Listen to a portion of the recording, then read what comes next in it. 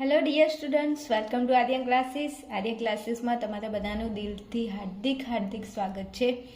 વિદ્યાર્થીઓ, ચાલો આજે આપણે ધોરણ 12 તત્વજ્ઞાનમાં ચેપ્ટર 3 અનુમાનના નિયમો ભણી રહ્યા છીએ. એમાં મનોરથના 3.1 પ્રશ્ન નંબર 4 નો દાખલા નંબર 27 આજે આપણે જોવાના છીએ. ઓકે, તમને ખબર છે કે પ્રશ્ન 4માં 40 દાખલા છે જે તમારે રૂપલક્ષી સાબિતી રચીને સિદ્ધ કરવાની છે.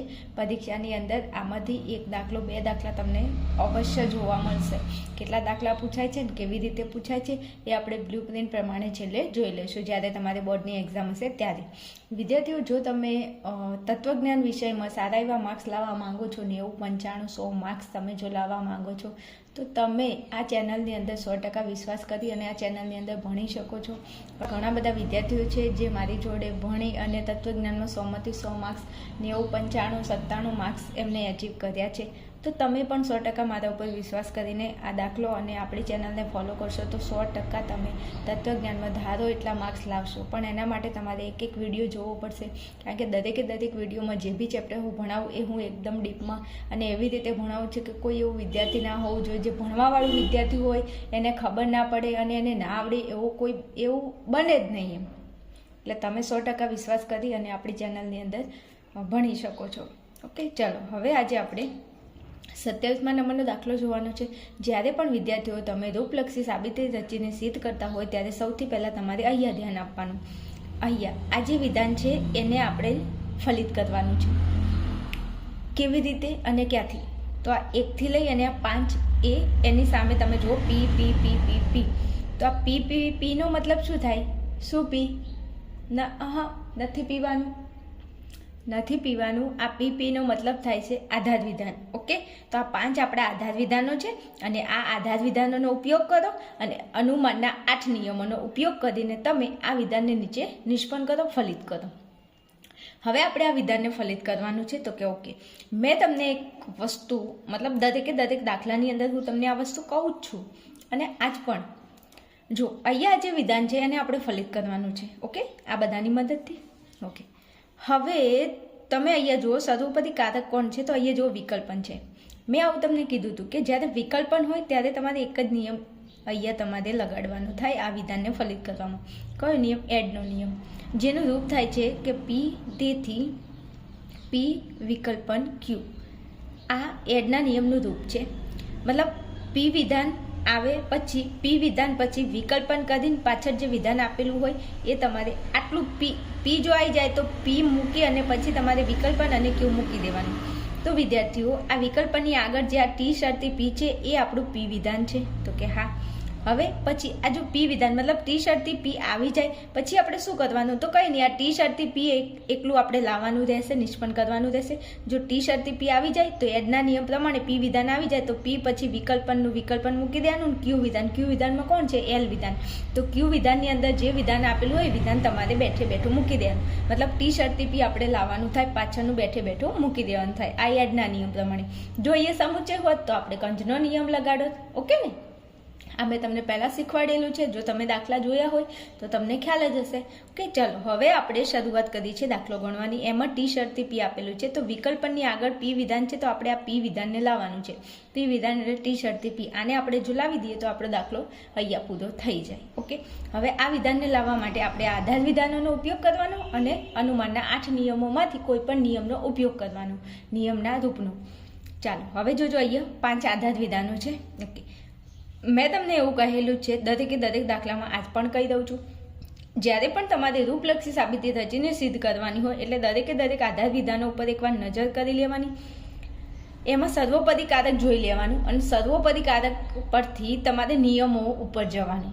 કારણ કે 8 નિયમો છે, નક્કી ના હોય ને આપણે કયો નિયમ યુઝ કરવો કે કયો નિયમ લગાડવો. તો જો તમારે 8 નિયમોમાંથી પણ નિયમોને ખેંચીને બહાર લાવવા હોય કે પ્રોપર આ જ નિયમ આવશે એવી તમારે સોરિટી કરવી હોય તો શું કરવું પડે? તો અહીંયા જેટલા આધાર વિધાનો છે એમાં જે સર્વોપરી કારક હોય અને એ સર્વોપરી કારક અનુમાનના કયા નિયમમાં આવે છે તો તમને નિયમ ફટાફટ મળી જાય. તો જુઓ, અહીંયા શરતી છે ને, તો શરતી આવતું હોય કારક તરીકે એવા અનુમાનના નિયમો કેટલા? તો એક મારી જોડે એમપીનો નિયમ છે, એક એમટીનો છે ને એક એચએસનો છે. ઓકે, હવે અહીંયા છે વિકલ્પન. તો વિકલ્પન આવતું હોય એવો અનુમાનનો કયો નિયમ? તો કે વિકલ્પન આવતું હોય એવો અનુમાનનો ડીએસનો નિયમ છે. તો ચલો ડીએસ આપણને મળી ગયું. શરતી અહીંયા સમુચય છે તો સમુચય આવતો હોય અનુમાનનો કયો નિયમ? સિમ્પનો નિયમ. બસ આટલું આપણને ખ્યાલ આવી જાય તો આપણને ખબર પડે કે કયો નિયમ આપણે યુઝ કરવાનો થાય. એટલા માટે હું અહીંયા સ્પેસિફાઈ કરું છું કે આવી રીતે તમે નિયમોને 8 નિયમોમાંથી નિયમો ખેંચીને બહાર લાવી દો. હવે જોજો એમપીનું રૂપ આપણને ખબર છે પી શરતી ક્યુ, પી તેથી ક્યુ. પછી એમટીનો નિયમ અને એમટીનું રૂપ એચએસનું રૂપ આપણને ખબર છે. પી શરતી ક્યુ નિષેધ ક્યુ તેથી નિષેધ પી. પી શરતી ક્યુ, ક્યુ શરતી આર તેથી પી શરતી આર. હું ફટાફટ એટલા માટે લખું છું દાખલો લોંગ થઈ જાય એટલા માટે. ચલો ડીએસનું પી વિકલ્પન ક્યુ નિષેધ પી તેથી ક્યુ.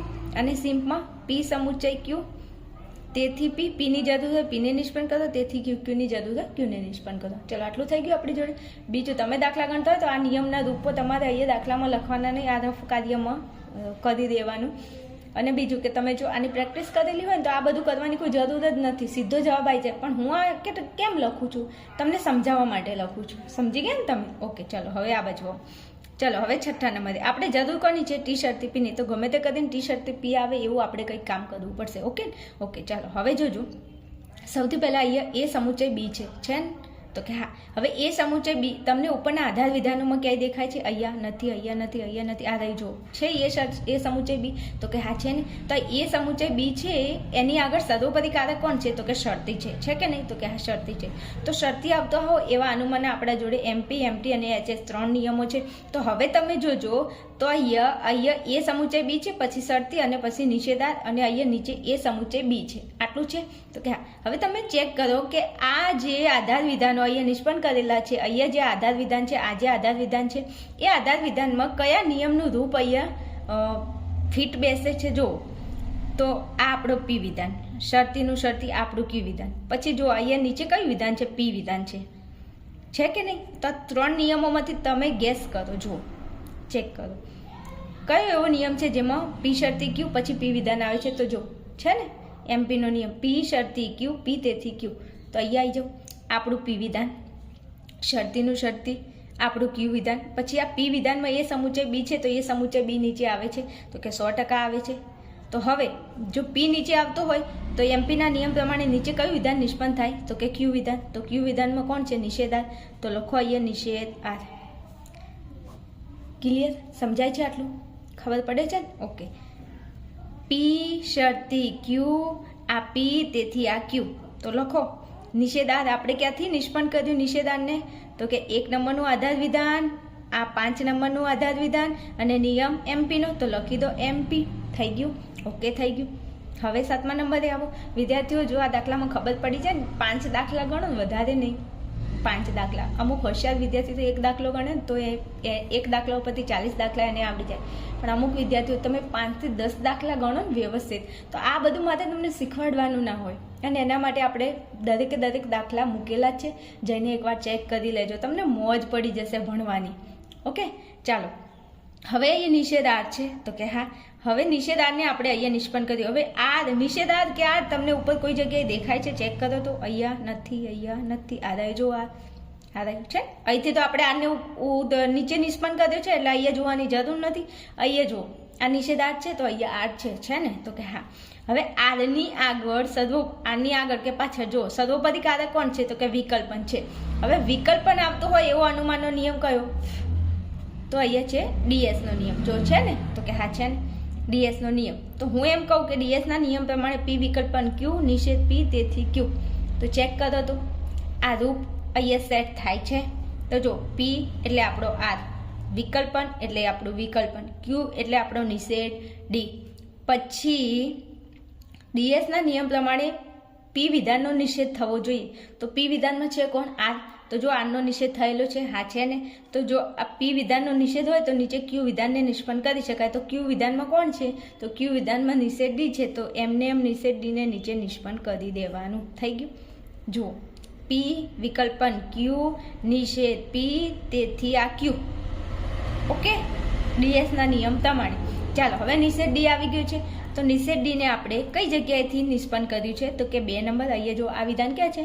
2 નંબરમાં લખો 2 નંબર. નિષેધાર 6 નંબરમાં છે, લખો 6 નંબર. નિયમ ડીએસનો લખી દો ડીએસ. થઈ ગયું?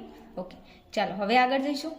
જ્યાં સુધી ટી શરતી પી ન આવી જાય ત્યાં સુધી આપણે વિધાનોને નિષ્પન્ન કરીશું. ઓકે, ચાલો હવે નિષેધ ડી આવી ગયું. હવે ડી કે નિષેધ ડી તમને કોઈ જગ્યાએ ઉપર દેખાય છે? ચેક કરો તો. અહીંયા નથી. આ રહી જો ડી છે તો કે હા છે ને. ડી આગળ સર્વોપદીકારક કોણ છે? વિકલ્પન. વિકલ્પન આવતો હોય એવો અનુમાનનો નિયમ કયો? તો કે ડીએસનો નિયમ. તો ચલો ડીએસનું રૂપ ફરી આપણે લગાડીએ તો જો આપણે જવાબ આવી જાય છે. ચેક કરો તો પી વિધાન. ચલો પી એટલે આપણું પીની જગ્યાએ કયું વિધાન? ડી વિધાન. વિકલ્પન એટલે આપણું વિકલ્પન. ક્યુ વિધાન. ક્યુ વિધાનની જગ્યાએ કોણ છે? બી શરતી પી છે. હવે પી વિધાનનો નિષેધ થવો જોઈએ. તો પી વિધાનમાં છે કોણ? ડી. તો જો ડીનો નિષેધ છે તો કે હા છે ને. તો હવે ક્યુ વિધાન નીચે નિષ્પન્ન થાય. તો ક્યુ વિધાનની જગ્યાએ છે કોણ? તો કે બી શરતી પી. આ બી શરતી પી એટલે આપણું ક્યુ વિધાન. તો ક્યુ વિધાનને અહીંયા આપણે આ રૂપ પ્રમાણે નીચે નિષ્પન્ન કરી શકીએ તો કે હા 100%. તો લખો બી શરતી પી. ચાલો આ બી શરતી પીને આપણે નિષ્પન્ન કર્યું કયા આધાર વિધાન પરથી? તો કે 4 નંબર. લખો 4 નંબર. પછી 7 નંબર લખી દો. 7 નંબર નિયમ ડીએસનો લખી દો ડીએસ. કેટલું સહેલું છે, બસ દાખલા ગણો અને મોજ કરો અને માર્ક્સ લાવો. હાલો આટલું થઈ ગયું. હવે 9 નંબરમાં આવો. હજુ જોજો ટી શરતી પી આવ્યું નથી. તો જ્યાં સુધી ટી શરતી પી ના આવી જાય ત્યાં સુધી આપણે શું કરવાનું? ત્યાં સુધી આપણે રમવાનું. કોની જોડે? અનુમાનના નિયમો જોડે અને આધાર વિધાનો જોડે. આ એક પ્રકારની ગેમ જ છે જે તમે મોબાઈલમાં રમતા હોવ છો એવું જ છે, પણ તમને નિયમો આવડતા નથી એટલે થોડી તકલીફ પડે છે. ઓકે કે ચલો હવે જોજો. હા, દેખો મગર થોડા ધ્યાન સે દેખો. હવે વિદ્યાર્થીઓ અહીંયા ટી શરતી પી છે તો અહીંયા જુઓ આ બી શરતી પી છે. હવે ટી શરતી પી લાવવું ક્યાંથી? તો તમે જોજો અહીંયા ટી શરતી બી છે, અહીંયા બી શરતી પી છે. તો આપણું અહીંયા જરૂર છે ટી શરતી પીની. તો જો મારી જોડે એચએસનો નિયમ છે કે નહીં? છે. હું અહીંયા એચએસનું રૂપ અહીંયા લખું છું અને તમને સમજાવું છું. જોજો બરોબર એચએસનો નિયમ લખું છું. પી શરતી ક્યુ શરતી આર. તેથી આપણે પી શરતી આરને નિષ્પન્ન કરી શકીએ 100%. હવે જોજો આ એચએસનું રૂપ છે. જો એચએસનો નિયમ હું યુઝ કરું તો આપણું પી શરતી મતલબ ટી શરતી પી આવી જાય છે. ચેક કરો તો એકવાર. તો પી શરતી ક્યુ શરતી આર. આ પહેલું આધાર વિધાન અને બીજું આધાર વિધાનમાં પહેલા આધાર વિધાનમાં ક્યુ અહીંયા છે અને બીજા આધાર વિધાનમાં ક્યુ અહીંયા છે. મતલબ ક્રોસમાં સેમ ટુ સેમ વિધાન છે. અહીંયા ક્યુ છે તેથી અહીંયા ક્યુ છે. જુઓ તો ક્રોસમાં સેમ ટુ સેમ વિધાન છે. તો તમે અહીંયા ચેક કરો તો શરતીવાળા જે આધાર વિધાનો છે એમાં કોઈ વિધાન ક્રોસમાં છે? ચેક કરો તો અહીંયા જો આ ટી શરતી બી છે, અહીંયા બી છે અને એનો એ બી અહીંયા છે. મતલબ જો હું આ વિધાન લખું છું, 3 નંબરનું વિધાન અહીંયા લખું છું. જો ટી શરતી બી, પછી જો 8 નંબરનું વિધાન અહીંયા લખું છું. 8 નંબરનું વિધાન શું છે? બી શરતી પી.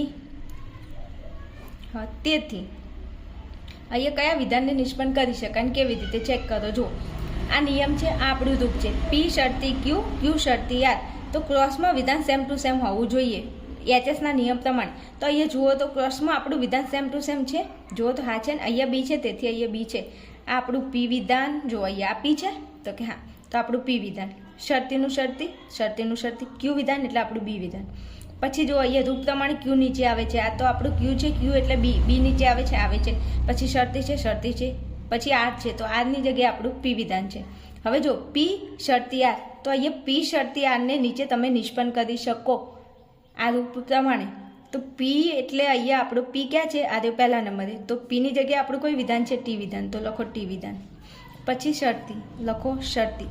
હવે આર વિધાન. તો આર વિધાન ક્યાં છે? તો કે બીજા નંબરના આધાર વિધાનમાં આ સાઈડ જો. તો આ બીજા નંબરનું આધાર વિધાન, એમાં આ પી આપણો. તો અહીંયા આ પી. કેટલું સહેલું છે. ખાલી તમને રૂપ આવડે તો તમને આ નિયમ અને આ રૂપનો ઉપયોગ કરીને તમે અહીંયા વિધાનને નિષ્પન્ન કરી શકો. હવે અહીંયા આવ્યું ટી શરતી પી. તો ટી શરતી પીની તો આપણે જરૂર જ હતી. જે એચએસના રૂપ પ્રમાણે અને એચએસના નિયમ પ્રમાણે અહીંયા આપણું વિધાન આ નિષ્પન્ન થઈ જાય છે. જો તો હું અહીંયા લખી શકું ટી શરતી પી.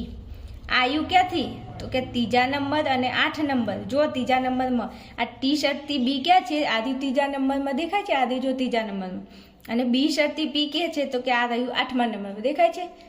તો લખો અહીંયા 3 નંબર અને 8 નંબર નિયમ એચએસનો લખી દો એચએસ. ખબર તો પડે છે ને વિદ્યાર્થીઓ? હું તમને બહુ ડીપમાં સમજાવવાની કોશિશ કરું છું અને કદાચ તમને સમજણ પડતી હશે, નહીં પડતી હોય, પણ એવું લાગે કે ક્યાં ખબર ના પડી તો વિડીયોને થોડો રિવાઇઝ કરી અને જોઈ લેજો. બાકી હું સમજાવું છું કમ્પ્લીટ. રૂપ તમે ગોઠવી દો, રૂપ પ્રમાણે વિધાનો ગોઠવી દો તો તમારો જવાબ આવી જશે. ચલો હવે અહીંયા આપણે નિયમ પ્રમાણે ટી શરતી પીની જરૂર હતી, જે ટી શરતી પી આવી ગયું. મેં તમને કીધું હતું ટી શરતી પી આવી જાય તો કંઈ નહીં, પછી ટી શરતી પી લખવાનું અને પછી વિકલ્પન અને અહીંયા જે વિધાન હોય મૂકી દેવાનું. તો ચલો 10મા નંબરે આપણે શું કરશું તો કે ટી શરતી પીને મૂકી દઈશું. તો આ ટી, આ શરતી, આ પી મૂકી દીધું. હવે અહીંયા વિકલ્પન છે તો આપણે વિકલ્પન લખશું, પછી એલ વિધાન છે તો એલ વિધાન લખશું.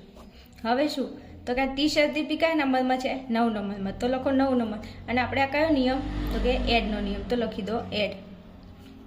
જો આ પી એટલે આપણો પી વિધાન, પછી પી વિકલ્પન ક્યુ. તો આ પી વિધાન આખું પી વિધાન, પછી વિકલ્પનનું વિકલ્પન અને ક્યુ વિધાનમાં આપણને કયું વિધાન આપેલું છે? એલ વિધાન. તો લખી દીધું એલ વિધાન.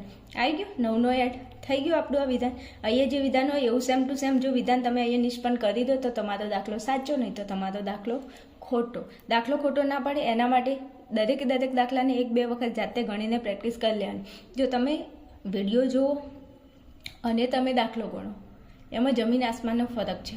હા, તમને જોવાથી ખબર પડી જશે કે આ રીતે દાખલો ગણવાનો છે, પણ તમે દાખલો ગણશો તો તમારી સ્પીડ એટલી જનરેટ થશે અને પરીક્ષાની અંદર તમે ખાલી બસ દાખલો તમારા હાથમાં આવવો જોઈએ. 100% તમે દાખલો ગણી દેશો એટલો મને તમારા ઉપર વિશ્વાસ છે, પણ એના પહેલાં તમારે એવી મહેનત કરવી પડશે. ઓકે, ચલો મળીએ આપણે નેક્સ્ટ વિડીયોની અંદર. ત્યાં સુધી તમે જોતા રહેશો આર્યન ક્લાસીસ અને ખાસ ચેનલને સબસ્ક્રાઈબ કરીને જજો કે એવું ના પડે. અને ચેનલની અંદર આપણે 10,000 સબસ્ક્રાઇબ પૂરા કરવાના છે, જે તમારી જવાબદારી છે. તમે ચાહતા હોય મને સપોર્ટ કરવો હોય તો 100% તમે સપોર્ટ કરી શકો છો અને આપણી ચેનલને હજુ થોડા વધારે ગ્રોથ ઉપર લઈ જઈ શકો છો. બીજું આપણી ચેનલની અંદર એકાઉન્ટ સ્ટેટ ધોરણ 12 કોમર્સના સબ્જેક્ટ પણ છે અને 10મા ધોરણના સબ્જેક્ટ પણ છે. તો તમારા કોઈ મિત્રો હોય અથવા તમારા નાના ભાઈ બહેન હોય તો એમને પણ તમે આપણી ચેનલને સજેસ્ટ કરી અને એમને પણ આપણી ચેનલમાંથી ભણવાનું કહી શકો છો. આપણા સાહેબ ગણિત ભણાવે છે, બહુ મસ્ત ભણાવે છે. ઘણા બધા વિદ્યાર્થીઓ એવા છે જેમને 100માંથી 100 માર્ક્સ આવ્યા છે ગણિતમાં. તો તમે તમારા ભાઈ બહેનને 100% આપણી ચેનલ રેફર કરજો. ઓકે, ચલો આપણે મળીએ આગળના વિડીયોમાં. ફટાફટ આવી જજો.